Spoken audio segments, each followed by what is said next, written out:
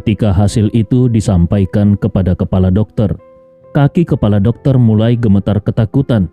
Zaki dan yang lainnya melihat wajah dokter itu pucat. Mereka segera bertanya, "Apa yang terjadi? Apakah ada masalah?"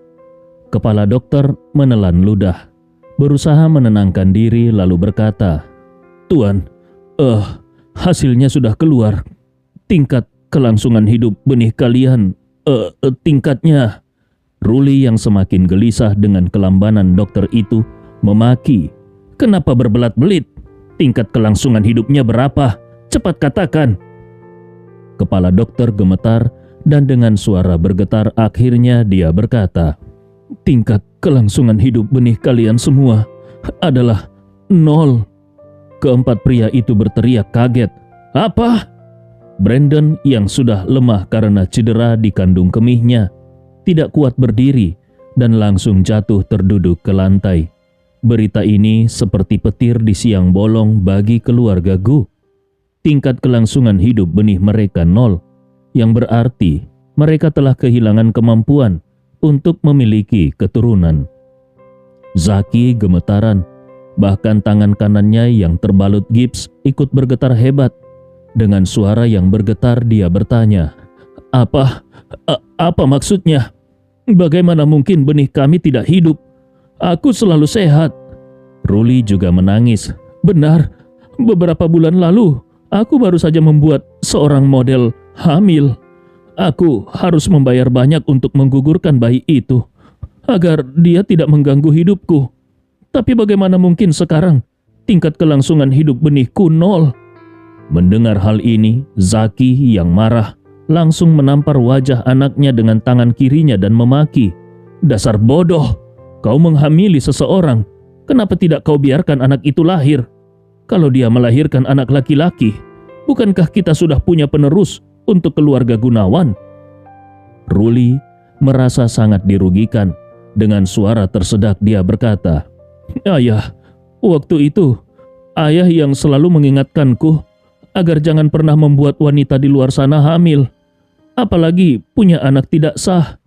Ayah bilang itu akan merusak citraku di mata keluarga besar lainnya, membuat nilai diriku turun dan aku tidak akan bisa menikahi putri dari keluarga elit. Jadi aku melakukan apa yang ayah katakan dan membayar wanita itu untuk menggugurkan bayi itu. Aku hanya mengikuti instruksi ayah." Zaki tiba-tiba merasa menyesal. Dia menampar dirinya sendiri beberapa kali sambil memaki, "Dasar mulut besar, kenapa aku harus begitu cerewet?" Di dalam hatinya, Zaki tahu apa yang dikatakan oleh anaknya Ruli adalah benar. Dalam lingkaran keluarga besar, pernikahan selalu mempertimbangkan kesetaraan status. Namun, kesetaraan itu tidak hanya bergantung pada kekayaan keluarga, tetapi juga kualitas individu kedua belah pihak. Meskipun dua keluarga memiliki kekayaan serupa, namun kalau seorang pria berpenampilan buruk sementara wanita sangat cantik, maka tidak mungkin putri dari keluarga tersebut tertarik pada pria itu. Sebaliknya, kalau prianya tampan namun wanita tidak menarik, pihak pria juga tidak akan bersedia mengalah. Selain penampilan, kalau salah satu pihak memiliki reputasi buruk, hal itu juga akan sangat menurunkan nilai mereka. Dalam dunia pernikahan antara keluarga besar, baik pria maupun wanita, semuanya tumbuh dalam perlindungan dan kemewahan orang tua. Tidak ada putri dari keluarga terpandang yang bersedia menikah hanya untuk menjadi ibu tiri bagi anak-anak di luar nikah. Bahkan saat Mary bertemu kembali dengan Andi, dia sangat memperhatikan hal ini. Sebagai seorang gadis muda dari keluarga besar, mana mungkin dia mau menjadi ibu tiri seseorang? Zaki, ayah Ruli, juga berharap putranya tetap memiliki daya saing dalam dunia perjodohan kelas atas. Oleh karena itu, dia selalu memperingatkan putranya bahwa meskipun boleh bersenang-senang di luar, jangan sampai memiliki anak.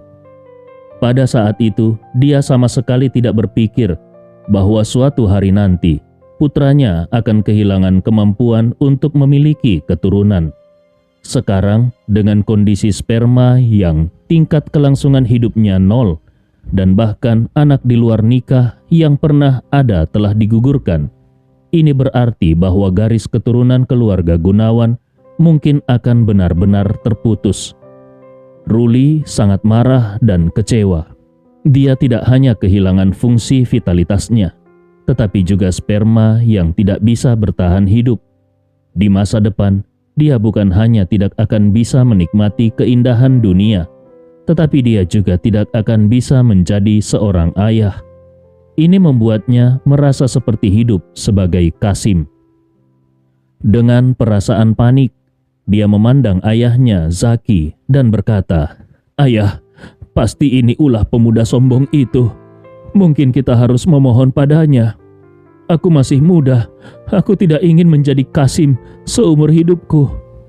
Di sampingnya Wira, yang juga ketakutan setengah mati, menangis dan berkata, "Paman, ayah, aku juga tidak ingin menjadi Kasim seumur hidupku." Zaki dengan wajah muram menjawab, "Kalau kita pergi memohon sekarang, bagaimana dengan rapat dewan direksi besok? Hari ini, saat aku berada di rumah pamanmu, aku sudah memberi peringatan bahwa besok kita akan bertemu di rapat dewan direksi. Kalau sekarang kita berlari memohon kepada bocah itu, mereka pasti akan menggunakan masalah dewan direksi sebagai alat tawar-menawar.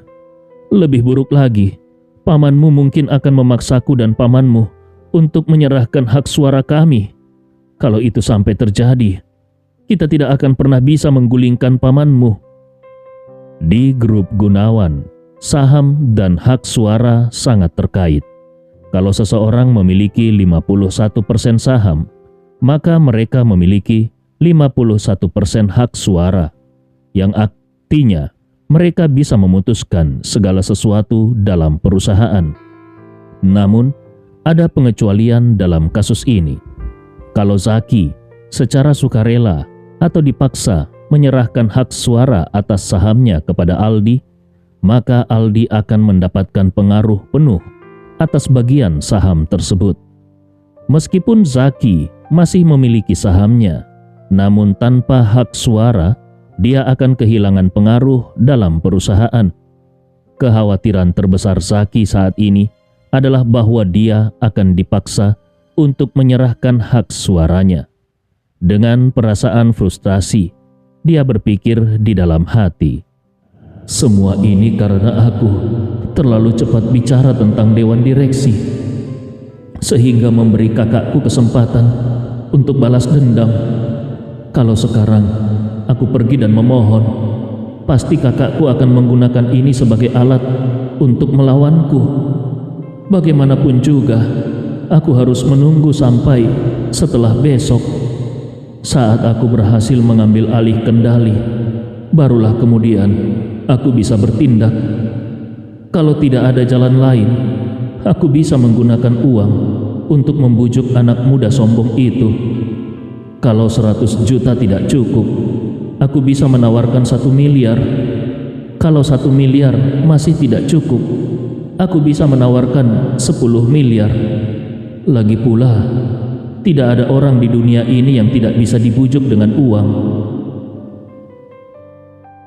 Karena tidak berani menunda rencana perebutan kekuasaan di rapat dewan besok, Zaki memutuskan bagaimanapun caranya dia harus menahan diri malam ini. Pada saat yang sama, dia segera meminta direktur rumah sakit menjanjikan imbalan besar untuk mendatangkan beberapa pakar terbaik di bidang terkait dari Amerika Serikat. Mereka diminta datang dan melihat apakah ada cara medis untuk menyembuhkan masalah ini. Kalau bisa, itu tentu yang terbaik. Saat itu, tidak perlu lagi meminta bantuan anak muda sombong itu. Mereka bisa langsung menyingkirkannya. Namun, kalau tidak bisa, masalah ini akan menjadi sangat sulit. Kalau tidak ingin keturunannya musnah, mungkin mereka benar-benar harus berlutut memohon ampun pada anak muda yang sombong itu. Saat membayangkan wajah angkuh Andi Zaki merasa sangat marah hingga tubuhnya terasa tidak nyaman. Di sampingnya, Brandon bertanya dengan suara pelan, "Kakak, apakah besok anak itu akan datang juga ke rapat dewan?" Hati Zaki langsung berdebar dan wajahnya seketika berubah. Kalau anak itu benar-benar datang ke rapat dewan besok, itu akan sangat merepotkan. Kalau dia membantu Aldi menekan mereka, lalu apa yang harus dilakukannya saat itu? Setelah berpikir lama, dia tidak menemukan solusi apapun. Akhirnya, dia hanya bisa mendesah panjang dan berkata, "Sekarang, memikirkan hal itu tidak ada gunanya. Kita juga tidak akan menemukan jalan keluar. Saat masalah datang, kita akan hadapi sesuai situasinya." Brandon tiba-tiba teringat sesuatu. Lalu dengan suara pelan dia berkata, "Kakak, apakah kakak ingat anak itu pernah menyebutkan nama Icang Tama dari grup Millennium? Orang itu baru saja kembali dari luar negeri dan terus berusaha mencari kesempatan untuk mendekati kita. Dia ingin bekerja sama dengan kita. Haruskah aku memanggilnya dan menanyakan keadaannya?" Zaki buru-buru berkata, "Baiklah, sekarang juga hubungi dia. Suruh dia datang ke rumah sakit untuk menemuiku." Sejak meninggalkan Makassar dengan rasa malu, sebagian besar waktu Icang Tama dihabiskan untuk mencari pengobatan di seluruh dunia. Dia berharap bisa menyembuhkan masalah pribadinya. Dia pertama kali pergi ke Jepang, lalu ke Amerika Serikat, mengunjungi banyak dokter dan menghabiskan banyak uang, tapi tetap tidak menemukan solusinya. Lama-kelamaan, Icang pun mulai menyerah. Untungnya, usianya sudah cukup tua dan dia sudah memiliki anak. Setelah menyerah untuk berobat, dia memusatkan seluruh perhatiannya pada bisnis. Ketika seseorang tidak lagi terjebak dalam nafsu dan fokus pada karir, tingkat konsentrasinya bisa meningkat berlipat ganda. Oleh karena itu, sekarang Icang hanya memikirkan bagaimana membuat grup Millennium menjadi semakin besar dan menghasilkan lebih banyak uang, lalu menggunakan uang dan materi itu untuk mengisi kekurangan dalam tubuh dan hasrat pribadinya. Namun, keluarga Tama di Jakarta sebenarnya hanya dianggap sebagai keluarga kelas 2. Mereka masih memiliki jarak yang cukup jauh dengan keluarga papan atas. Icang sangat ingin mendapatkan dukungan kuat, dan setelah berusaha keras, akhirnya dia sedikit berhasil mendekati Brandon dari keluarga Gunawan. Meskipun dia berusaha keras untuk menjilat dan merayu Brandon, Brandon masih memandang rendah dirinya, bahkan tidak berpikir untuk menjadikannya sebagai rekan. Ketika Icang sedang bingung bagaimana menaklukkan Brandon, tiba-tiba dia menerima telepon dari Brandon. Dia segera menjawab telepon itu dengan nada penuh sanjungan. "Oh, Tuan Brandon, bagaimana kau bisa punya waktu untuk menelponku?" Brandon bertanya, "Tuan Icang, apakah kau berada di Jakarta sekarang?" Icang buru-buru menjawab, "Iya, aku di sini. Sejak aku kembali dari Amerika, aku belum meninggalkan Jakarta. Ada yang bisa aku bantu, Tuan Brandon?" Brandon berkata, "Aku ingin menanyakan sesuatu kepadamu, tapi ini hal penting. Apakah kau bisa datang ke rumah sakit milik grup Gunawan sekarang? Akan lebih baik kalau kita membicarakannya secara langsung."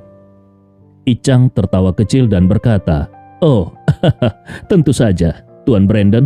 Tunggu sebentar, aku segera ke sana." Brandon mengangguk, "Baiklah, aku akan menunggumu di sini." Saat ini, Andi baru saja selesai makan malam bersama keluarga Aldi. Setelah itu, akhirnya Andi kembali ke kamar tamu yang sudah disiapkan Maria untuknya. Dia pun berendam dalam bak mandi dan berbaring untuk beristirahat. Di saat itulah Najwa menelponnya dan bertanya, "Suamiku, bagaimana pekerjaanmu di sana?"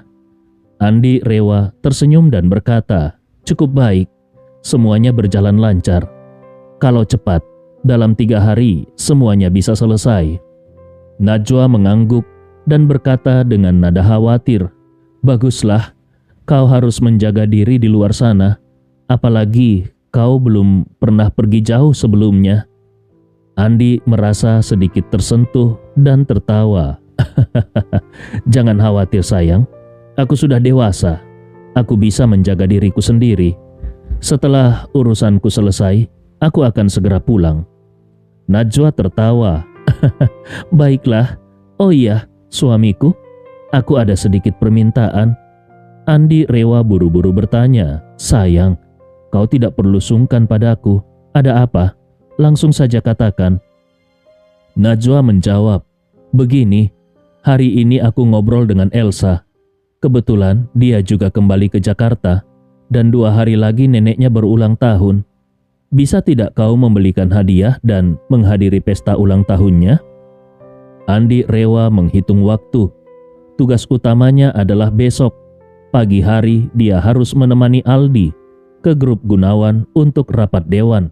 Kemudian dia akan pergi ke makam keluarga Rewa untuk berziarah ke makam orang tuanya. Namun 2 hari kemudian dia tidak ada jadwal apa-apa. Rencananya dia akan tetap tinggal 1 hari lagi untuk melihat apakah urusan keluarga Gunawan bisa selesai. Kalau semuanya beres, dia bisa kembali ke Makassar lusa. Jadi, tidak masalah baginya untuk menghadiri pesta ulang tahun nenek Elsa. Namun, ada sedikit perasaan tidak nyaman dalam hati Andi. Elsa memang naik pesawat yang sama dengannya ke Jakarta. Tapi saat itu dia tidak mengatakan apa-apa tentang pesta ulang tahun neneknya. Lalu dia membicarakannya dengan Najwa. Mungkin karena dia tahu Najwa pasti akan memintanya untuk hadir. Andi Rewa sebenarnya tidak punya perasaan apa-apa terhadap Elsa. Tetapi cara Elsa yang selalu punya agenda tersembunyi membuatnya sedikit enggan. Andi tidak mengerti apa yang dilihat Elsa darinya, tapi dia merasa perlu membuat wanita itu segera menjauh dan menyerah. Meski merasa sedikit jengkel, Andi tetap dengan santai setuju dan berkata, "Baiklah, aku akan menyiapkan hadiah besok dan hadir di acara ulang tahun neneknya lusa siang." Najwa menjawab, "Terima kasih suamiku, maaf merepotkanmu untuk pergi ke sana. Saat aku kuliah di Jakarta, Nenek Elsa sangat baik padaku. Sebenarnya, aku ingin pergi sendiri tapi besok aku harus mengantar ibu ke rumah sakit untuk pemeriksaan. Kalau hasilnya bagus, gips di kakinya bisa dilepas. Selain itu, ibu juga terus minta agar segera dipasangkan gigi palsu karena gigi depannya lepas. Jadi, aku benar-benar tidak bisa pergi. Karena itu, aku memintamu yang pergi." Andi Rewa tertawa dan berkata, "Jangan khawatir sayang, aku akan mengurusnya." Najwa berkata, "Aku akan mentransfer sejumlah uang padamu. Kau cari saja hadiah yang harganya sekitar 5 juta. Terserah kau mau beli apa. Aku percaya dengan pilihanmu." Andi tertawa dan berkata, "Tidak perlu mentransfer uang, aku punya cukup uang. Pelanggan di sini sudah melunasi pembayaran lebih awal." Najwa terkejut dan berkata, "Wah, murah hati sekali." Andi menjawab, "Maklum, mereka orang kaya." Najwa tertawa, "Baiklah, kalau begitu aku tidak perlu sungkan lagi. Terima kasih suamiku." Pada saat ini, Icang Tama duduk di dalam mobilnya yang melaju kencang di jalanan yang gelap. Malam itu hatinya dipenuhi dengan gelora yang tak terbendung. Bagaimanapun, dia akan menghadiri undangan dari Brandon, putra ketiga dari keluarga Gunawan. Meskipun Brandon adalah anak bungsu dalam keluarga Gunawan dan tidak memiliki kekuasaan nyata, dia tetaplah seorang anggota langsung dari keluarga Gunawan. Baik dari segi kekayaan maupun status sosial, Brandon jauh lebih unggul dibandingkan dengan Icang.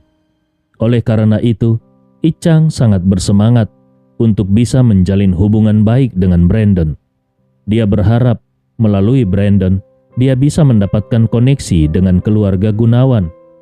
Meskipun dia tidak tahu pasti apa alasan Brandon memanggilnya, namun fakta bahwa dia diundang sudah merupakan kemajuan besar baginya. 20 menit kemudian, Icang sudah tiba di rumah sakit keluarga Gunawan. Saat itu, Wira, putra dari Brandon, sudah menunggunya di pintu masuk. Ketika melihat Icang, Wira segera maju dan bertanya, "Apakah kau adalah paman Icang Tama?" Icang buru-buru mengangguk sambil tersenyum. "Apakah kau putra Tuan Brandon?" Wira mengangguk dan berkata, "Benar, Paman Icang, ikutlah denganku. Ayahku dan pamanku sudah menunggumu." Icang terkejut dan bertanya, "Apakah Tuan Zaki juga ada di sini?" Wira mengangguk, "Iya, mereka semua menunggumu." Mendengar ini, Icang merasa sangat bersemangat. Seluruh Jakarta tahu kalau Aldi Gunawan sedang sakit parah dan mungkin tidak akan bertahan lama. Jadi semua orang juga tahu bahwa kepala berikutnya adalah dari grup Gunawan, kemungkinan besar Zaki Gunawan. Icang tidak pernah berani bermimpi bahwa dia bisa mendapatkan kesempatan untuk menjalin hubungan dengan Zaki. Namun, hari ini kesempatan itu ada tepat di hadapannya. Dia segera mengikuti Wira menuju kamar perawatan khusus, dan di dalam kamar itu dia melihat ekspresi wajah yang sedikit aneh dari Zaki dan Brandon. Ketika melihat Icang masuk, Brandon segera meminta semua orang kecuali saudaranya untuk meninggalkan ruangan. Di dalam kamar hanya tinggal mereka bertiga. Kemudian, Brandon langsung masuk ke pokok permasalahan dan bertanya kepada Icang, "Tuan Icang, aku ingin bertanya sesuatu kepadamu dan kau harus menjawab dengan jujur." Icang tanpa ragu menjawab, "Tenang saja, aku pasti akan menjawab dengan sejujurnya." Brandon menahan rasa malu dan ketidaknyamanan, lalu dengan sedikit ragu dia bertanya, "Tuan Icang, aku ingin tahu, apakah saat ini kau sudah kehilangan kemampuan untuk memiliki anak?" Mendengar pertanyaan itu, Icang merasa seperti disambar petir. Dia berdiri terpaku di tempat, tidak tahu harus berkata apa. Dia sama sekali tidak menyangka bahwa pertanyaan pertama dari Brandon adalah sesuatu yang begitu pribadi dan menghancurkan harga dirinya. Dia berpikir di dalam hatinya, "Memang benar, aku telah kehilangan kemampuan untuk memiliki anak, tetapi orang luar tidak mengetahuinya. Bagaimana mungkin Brandon bisa tahu? Dan kenapa dia menanyakan hal yang begitu memalukan ini? Apa maksud dari semua ini?" Melihat wajah Icang yang malu dan diam, Brandon mulai cemas. "Tuan Icang, kenapa kau ragu-ragu? Ini cuma pertanyaan sederhana. Apakah sulit untuk menjawabnya? Katakan saja iya atau tidak." Meskipun Icang tidak tahu apa maksud Brandon menanyakan pertanyaan itu, tetapi mengingat janji yang baru saja dia buat untuk menjawab dengan jujur, dia akhirnya berkata dengan berat hati, "Tuan Brandon, sejujurnya aku memang sudah kehilangan kemampuan untuk memiliki anak." Ketika Brandon mendengar jawabannya, ekspresi wajahnya langsung berubah menjadi lebih serius, seolah-olah dia sedang memikirkan sesuatu yang penting. Di sampingnya, Zaki juga mengerutkan kening, namun tetap diam. Setelah beberapa saat, Brandon menghela nafas dan berkata, "Tuan Icang, kau tidak perlu merasa terlalu malu. Sebenarnya alasanku menanyakan hal ini bukan untuk mempermalukanmu. Saat ini keluarga kami sedang menghadapi beberapa masalah yang sangat sulit dan membutuhkan bantuan khusus." Icang merasa semakin bingung. Dia tidak bisa menahan diri untuk bertanya, "Tuan Brandon, aku tidak mengerti. Apa hubungannya antara masalah yang kau sebutkan dengan kehilangan kemampuanku untuk memiliki anak?" Brandon menatap Zaki sejenak, Lalu dengan suara rendah dia berkata, "Tuan Icang, karena kau sudah kehilangan kemampuan untuk memiliki anak, maka seharusnya kau tidak keberatan menjawab beberapa pertanyaanku ini, bukan?" Brandon dan kakaknya, Zaki, saling berpikir sejenak. Sebelum kemudian Brandon buru-buru bertanya, "Tuan Icang, bisa kau ceritakan bagaimana kau bisa kehilangan kemampuan untuk memiliki anak? Apa yang sebenarnya terjadi?" Icang dengan canggung menjawab, "Tuan Brandon, kenapa kau begitu tertarik dengan masalah ini? Sejujurnya, bukan karena aku tidak ingin memberitahumu, tapi masalah ini sangat memalukan untuk dibicarakan." Zaki yang sebelumnya diam akhirnya berbicara, "Tuan Icang, kau tidak perlu merasa terbebani. Sebenarnya kami berdua mencarimu karena kami ingin berbagi informasi sebagai sesama penderita. Mungkin ada beberapa informasi yang bisa kita tukar sehingga kita bisa saling membantu." Icang langsung terperangah. "Apa? Berbagi informasi sebagai sesama penderita? Apa maksudnya? Apakah ini berarti kedua bersaudara ini juga mengalami masalah yang sama? Tidak mungkin, bukan? Mereka adalah para penguasa dari keluarga Gunawan, dan mereka berdua lebih muda darinya. Bagaimana mungkin mereka mengalami masalah seperti itu di usia yang begitu muda?" Karena tidak bisa menahan rasa ingin tahunya, Icang pun bertanya, "Tuan Zaki, apa yang sebenarnya terjadi pada kalian?" Zaki melambaikan tangannya dan berkata, "Tuan Icang, ceritakan dulu masalahmu. Aku berharap kau menepati janjimu untuk jujur kepada kami berdua. Aku ingin mengetahui latar belakang seluruh kejadian ini."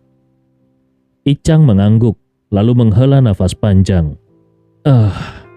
Masalah ini panjang ceritanya." Kemudian Icang mulai menceritakan semuanya kepada Zaki dan Brandon. Mulai dari perjalanannya ke Makassar untuk memenuhi keinginan terakhir ayahnya, pertemuannya dengan keluarga Tama, hingga pertemuannya dengan Andi Rewa, dan bagaimana Andi menghukumnya hingga dia kehilangan kemampuan untuk memiliki anak. Awalnya keluarga Gunawan mendengarkan tanpa terlalu banyak reaksi. Namun, ketika mereka mendengar bahwa Andi membuatnya kehilangan kemampuan itu secara misterius, Zaki segera bertanya, "Anak bernama Andi Rewa itu, siapa dia sebenarnya? Apakah dia berasal dari keluarga Rewa di Jakarta?" Icang yang mengingat Andi menggertakkan giginya dengan marah. Anak bernama Andi Rewa itu hanyalah menantu dari keluarga Tama di Makassar. Keluarga itu bahkan tidak ada apa-apanya. Perusahaan mereka saat itu dalam keadaan rugi, dengan aset negatif dan memiliki utang yang banyak kepada bank. Meski begitu, anak bernama Andi Rewa itu dan mertuanya tetap dihina oleh keluarga Tama. Mereka benar-benar sampah. Bagaimana mungkin dia berasal dari keluarga Rewa di Jakarta? Zaki segera bertanya, "Bagaimana penampilannya?" Icang menjawab, "Tinggi, tampan, tapi nada bicaranya sangat sombong. Benar-benar membuat orang ingin memukulnya." Zaki mengerutkan kening dan berkata kepada Brandon, "Sepertinya dia adalah anak yang ada di rumah kakak Aldi." Brandon langsung menyahut, "Pasti dia. Kakak, apakah kau ingat dia dengan sengaja menyebut nama Tuan Icang? Pasti dia adalah Andi yang sama yang membuat Tuan Icang kehilangan kemampuan untuk memiliki anak." Mendengar ini, Icang benar-benar terkejut dan langsung bertanya, "Maksud kalian, apakah si Andi kurang ajar itu sekarang sudah bergabung dengan Tuan Aldi?" Zaki menggertakkan giginya. "Benar, hari ini aku dan saudaraku serta anak-anak kami semuanya dihajar olehnya. Dia benar-benar beracun. Dia hanya mengatakan bahwa kami tidak akan bisa memiliki anak lagi dan sekarang kami benar-benar tidak bisa." Brandon juga marah dan berkata, "Betul, bajingan itu hanya menggerakkan mulutnya dan dalam sekejap kami berempat kehilangan kemampuan itu secara misterius." Ichang menarik nafas dalam-dalam. Astaga, Andi benar-benar terlalu kejam. Dia langsung menghancurkan Zaki, Brandon, serta anak-anak mereka. Keluarga Gunawan adalah keluarga nomor 3 terbesar di Jakarta. Apakah dia tidak takut kalau keluarga Gunawan akan membalas dengan kejam setelah dia menghancurkan garis keturunan mereka? Di tengah keterkejutan dan keheranannya, Ichang tidak bisa menahan diri untuk tidak merenung dan bergumam di dalam hatinya. Sejujurnya, Andi itu memang sangat misterius. Hari itu, dia hanya mengucapkan beberapa kata dan entah bagaimana aku kehilangan kemampuanku.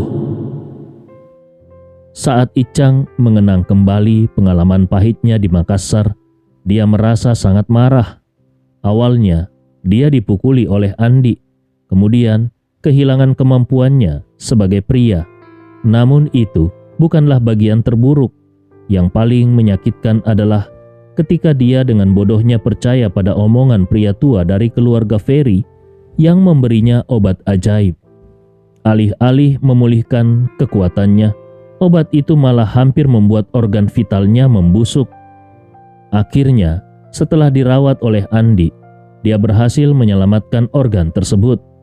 Namun, metode penyembuhan Andi adalah pengalaman yang penuh dengan penderitaan hingga meninggalkan trauma dalam dirinya.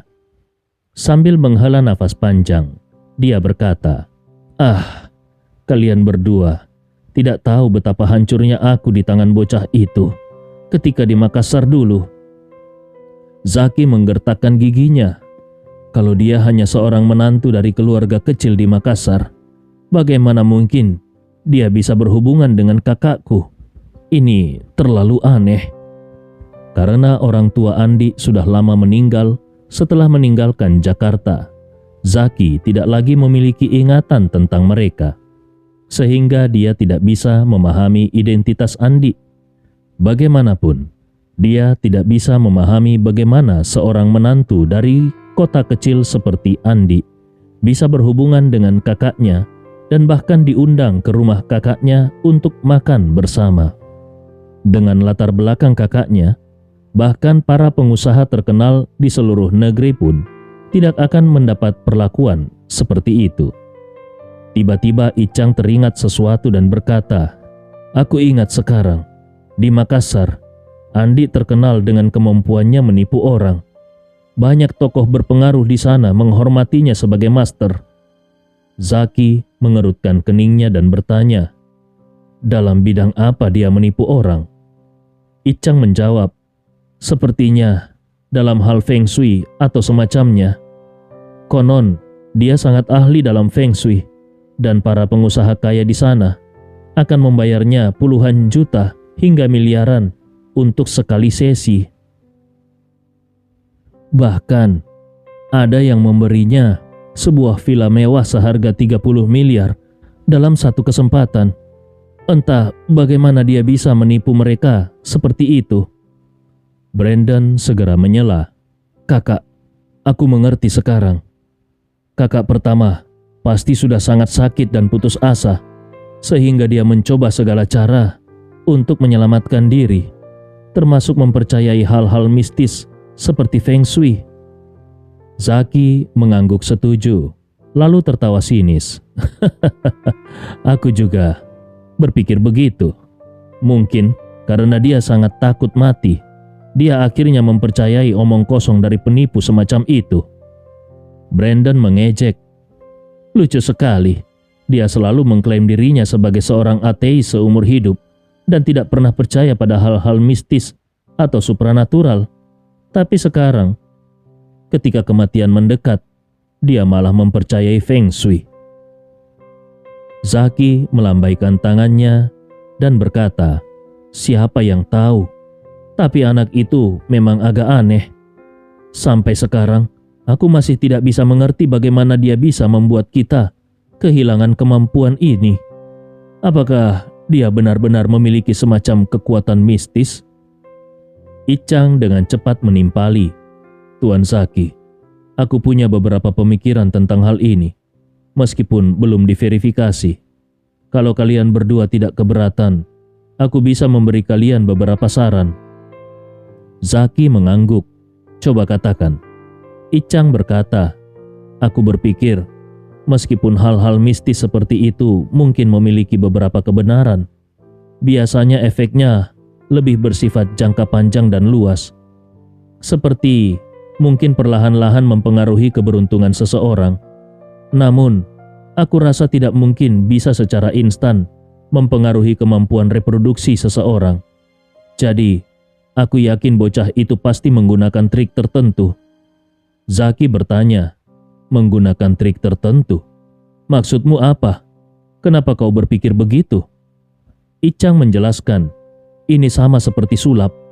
Selain menggunakan ilusi optik, pesulap biasanya menggunakan taktik tertentu.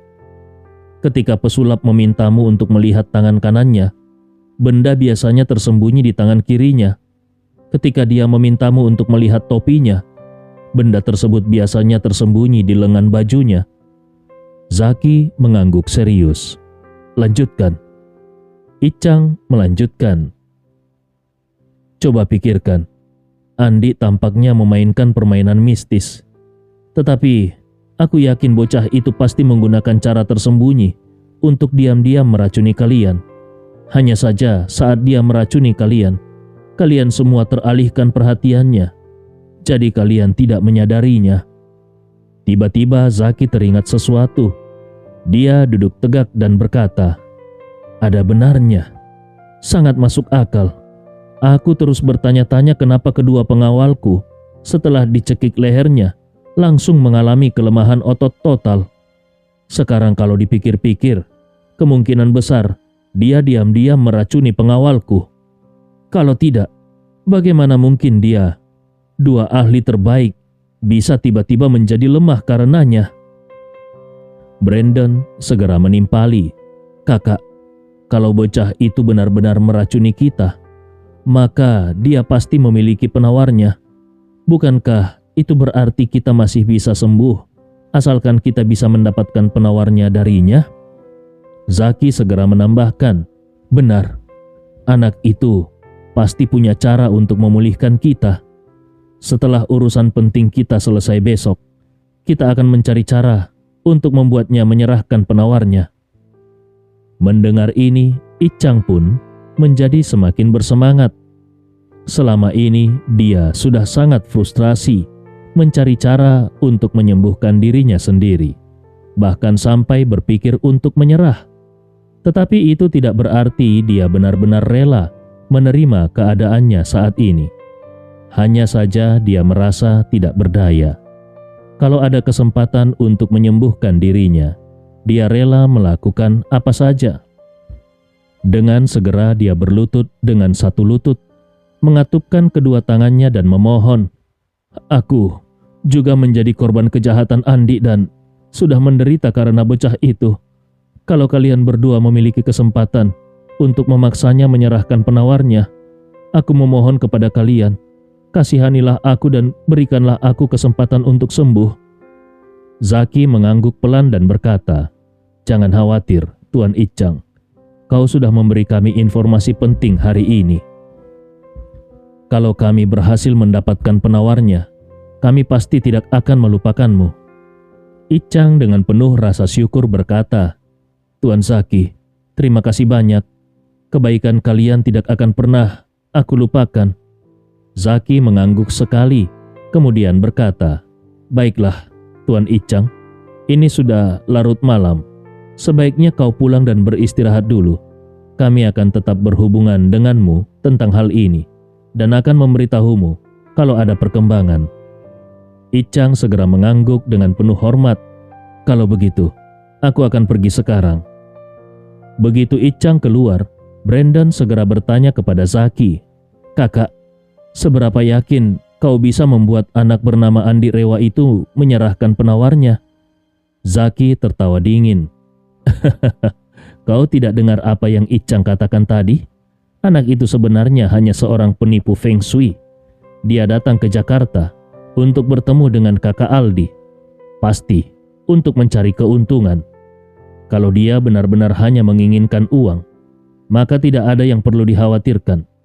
Setelah kita menyelesaikan urusan dewan direksi besok, aku akan membanjirinya dengan uang sampai dia rela berlutut dan memanggilku bos besar. Pada saat ini, Andi berjalan keluar ke balkon kamar tamu. Pikirannya dipenuhi oleh kenangan tentang orang tuanya. Besok, dia akan pergi berziarah ke makam orang tuanya. Ini adalah hal yang telah terpendam dalam hatinya selama 18 tahun. Dan setiap kali dia mengingatnya, rasanya seperti ada duri yang menusuk di tenggorokannya. Saat dia sedang tenggelam dalam pikirannya, tiba-tiba dia mendengar suara Mary. "Andi, kau tidak masuk angin di luar malam-malam begini?" Andi menoleh dan melihat bahwa Mary entah sejak kapan sudah masuk ke dalam kamarnya dan berdiri di pintu balkon. Mary segera menjelaskan, "Maaf, tadi aku sudah mengetuk pintu, tapi tidak ada yang menjawab. Jadi, aku masuk sendiri." Andi tersenyum tipis dan menganggukkan kepalanya. "Tidak apa-apa, kau tidak perlu sungkan denganku." Tiba-tiba wajah Mary memerah dan muncul 2 rona merah di pipinya. Dia berjalan mendekati Andi dan bertanya, "Andi, apa tadi kau sedang memikirkan sesuatu?" Andi mengangguk. "Iya, aku sedang memikirkan beberapa hal dari masa lalu." Mary dengan lembut menyentuh tangan Andi, kemudian memegangnya dan tidak melepaskannya lagi. Dia berkata dengan penuh rasa syukur, "Andi, kondisi kesehatan ayahku sangat terbantu berkatmu. Terima kasih sudah menyelamatkan nyawanya." Andi rela dengan tulus berkata, "Mary, Paman Aldi adalah sahabat baik ayahku, juga seorang yang sangat aku hormati. Aku tidak bisa hanya diam melihat dia dalam kondisi kritis. Kalau aku tidak punya kemampuan, mungkin aku tidak bisa berbuat banyak. Tapi karena aku punya kemampuan, sudah seharusnya aku membantunya." Mary mengangguk kuat-kuat dan berkata, "Andi, berapa lama kau akan tinggal di Jakarta? Apakah besok setelah menghadiri rapat dewan direksi dengan ayahku dan bersiarah ke makam paman dan bibi, kau akan segera pulang?" Andi rela berkata, "Lusa, aku masih ada urusan pribadi. Setelah itu, aku harus kembali." Ekspresi Mary langsung berubah menjadi sedikit kecewa dan sedih.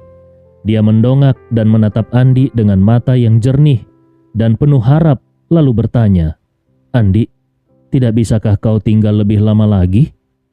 Tahun baru tinggal sebentar lagi. Bagaimana kalau kau menghabiskan tahun baru di rumahku?" Andi rela tersenyum canggung.